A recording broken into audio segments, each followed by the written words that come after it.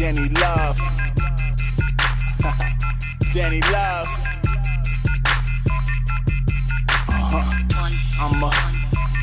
I stay. If you get. This is DLE.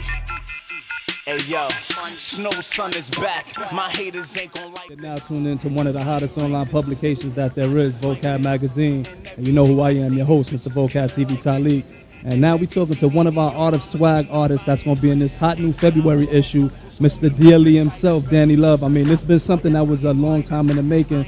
So, give us a brief synopsis on what's going on with you and the DLE fam right now. Oh, man, first, shout out to the whole Vocab, fam and everything. I'm real glad to be here and all. And, word, man, Ty, we go way back. So I've been real excited about this. And, yeah, man, I mean, you already know your boy Danny Love, CEO and recording artist at DLE Records. And been grinding, man, been at this for a while and so much, man. I don't even know where to begin so much. 2013, just grinding, getting ready, man, really setting it up.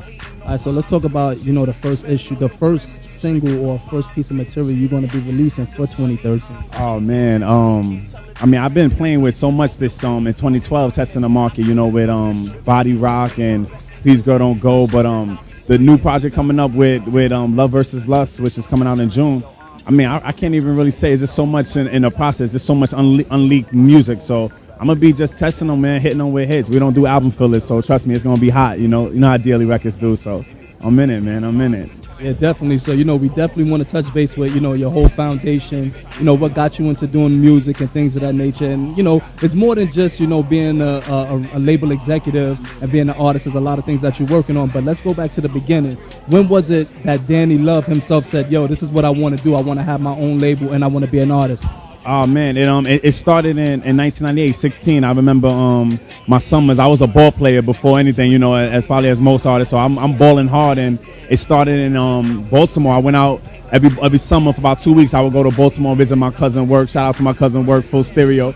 And I would be, I would come out there in the summertime just to ball and to handle any competition that my cousin could. And so throughout that process, I would have the privilege of going to studios and going to recording sessions with him. And before I ever picked up a pen, I was the dude holding the cameras just because I was good with electronics and I could catch my cousin's footage and my cousin's history. And I remember seeing them writing and the process of it, seeing it go from the engineer to them practicing and spitting in and the transitions, the hooks. And I just remember how hot it was. And make a long story short, shout out to Decoy. It was one of his first sessions, man. He at the end of the record, he was doing his shout outs, his plugs, and he's like, my man Work, he's Reggie Ruckus on the engineer, shout out to Danny Love on the camera. And before then, I never was called Danny Love. It was never no Danny Love, man. It was DJ or D. But I heard Danny Love, and I remember taking the camera and just like, Danny Love, I like that. And just started talking to my cousin about it. They didn't take it serious, but I remember just the passion to say, I want to put the words together. I want to see if I could do that. And my bus ride home from Baltimore to New York, I wrote my first record. It was called It Is On. 16 years old, I think it was terrible, but to hear it, the idea of a song, idea of a hit record, I was doing this in 16. I knew how to concept it, how to put it out. So it was all about, making music that I could express myself on. So, it goes way back, man. 16, that's Baltimore. Yeah, most certainly. And now we got to fast forward to 2013, and it's the foundation was already laid. But let's talk about the entire DLE empire now, because it's not only yourself. You have an array and a big list of artists that you're working with too. You want to, introduce some of your artists and, tell us the names and what they're going to be doing as far as their affiliation with DLE? Yeah, absolutely. Ty, it goes, like I said, from 16 to 10 years later. I'm at the point where it's DLE Records. We got incorporated in 1998. I started this. I was an independent artist putting out records, floating around because I didn't have no real mentor. Nobody really guided me on it. So I remember making all the mistakes as an artist. And once I started to realize, I was like, once I believed in myself that the music was hot, I needed to find a way to protect it and how to sell it. So it built a thirst for me to learn the industry. And once I opened the book, once I learned it, I was infatuated with the industry and how it worked. And I hated how the major labels, how the labels was always at an advantage. And I knew as an artist, I didn't want to be taken advantage of. I didn't want to have, my records stolen, or I didn't want to have any problems with coming into the industry. So I started this record label DLE Records. It was Danny Love Entertainment at first, but it blew into DLE Records, and I started that just as a way to protect myself and protect my music, but then protect other artists that were hot just like me, though, that didn't have an outlet or didn't have the right guidance around them, or just felt like they believed in themselves and had a bigger calling. So I started DLE, and man, I mean, since 1998 to 2013, 14 artists have come and gone. And from my experience of signing artists as a label, we've had 14 artists we put together, and none of them had what it took to really withstand the industry or knew what it took before. What I always say is didn't know the rules of the game that they was playing. And God is good, man. And in 2011 and 2009, I got a chance. 2009 and 2011, I got a chance to meet Jers the Don.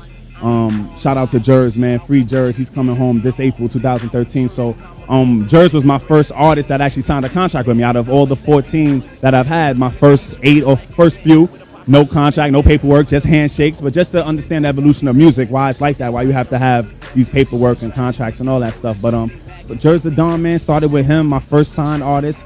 And then I had the privilege of meeting and big things coming from Jers. I mean, Vocab, I'm telling you, remember the name Jers the Don, a hot gangster rap. It's the illest lyricist I've seen in a long time. And just my passion for putting out records. This kid is ill.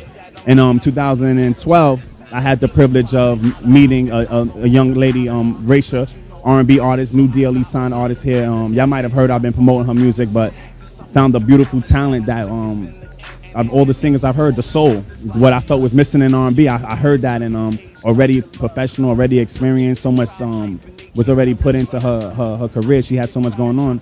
Just a privilege to have met that acquisition. And shout out to Raisha, doing her thing and a big project coming out. Everybody's coming out in 2013. So and had records already, Ty. They already had projects under us. But yeah, man, shout out to Raisha, Jers the Don, and we got a new artist just signed with us, Jazzo Faye. Been down with me though, you know what I mean, for a minute. Yeah, shout out to Jazz. Been down with me for a long time, and her project coming. She just now is signed as a deal with DLE Records. So we gearing up, man. My new project, Jazzo, Jers, Raisha, all 2013. DLE Records came a long way, man. So we know that you like to coach the young guys and things of that nature. And basketball is a big thing.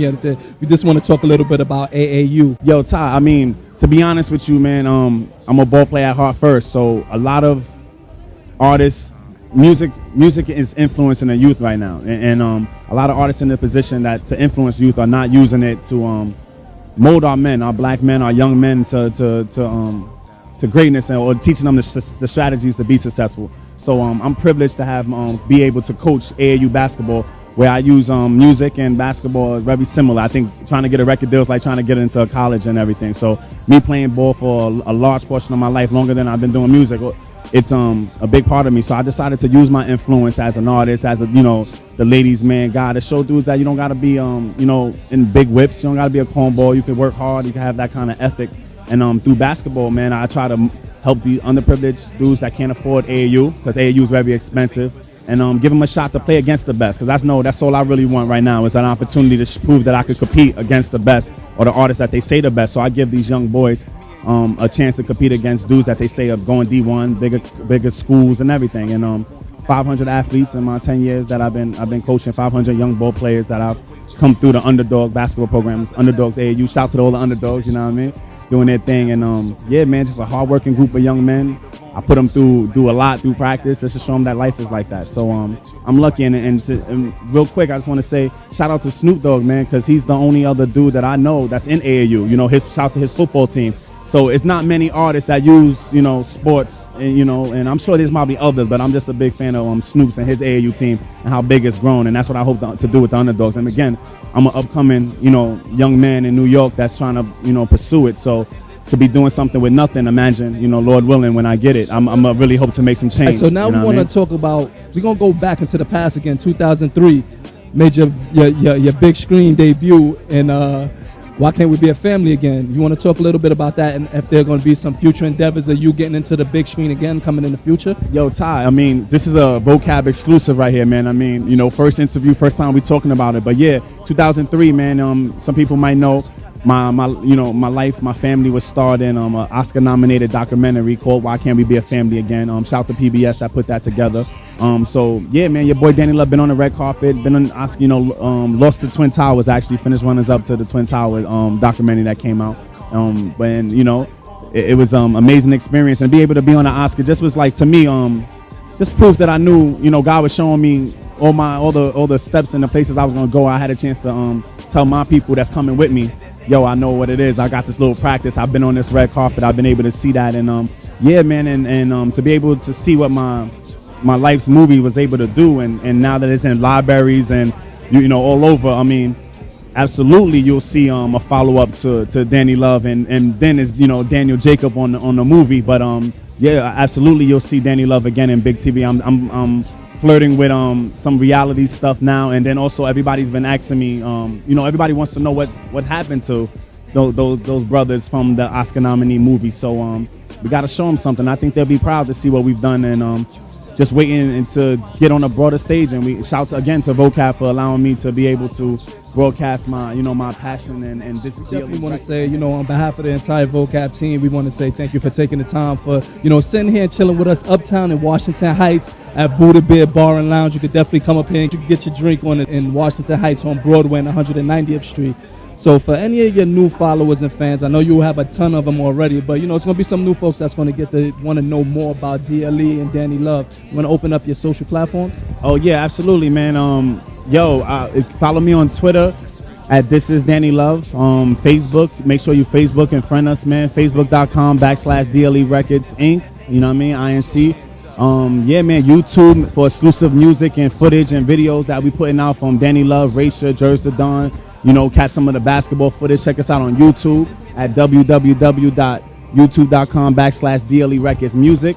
And word, man, get the merchandise. You know what I'm saying? We more than music. Check us out with cafepress.com/DLE Records.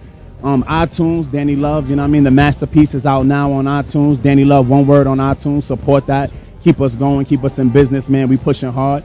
And yeah, man. Make sure you check out Raisha at Raisha DLE. Check out Jers at Jers the Don DLE. You know what I mean? Follow Jazzo at Jazzo Fade Cool Kid. You know what I mean?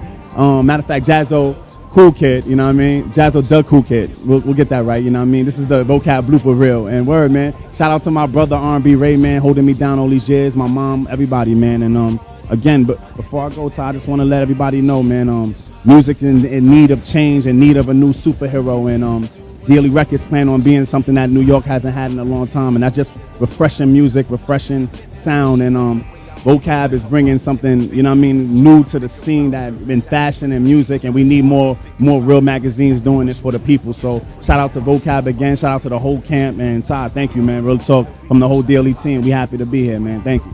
Like I said, we happy to have you. So, you know, all of y'all guys, y'all got the links. Y'all hear the story about DLE, movies, industry, everything that you need to know about DLE. Just make sure you check out the links and you're going to understand why we have Mr. Danny Love sitting here with us today. Well, as always, you know, I'm your host, Mr. Vocab TV, Danny Love for DLE Records, where beauty, swag, and fashion is always our lifestyle. We just want to make it yours. Until next time, deuces.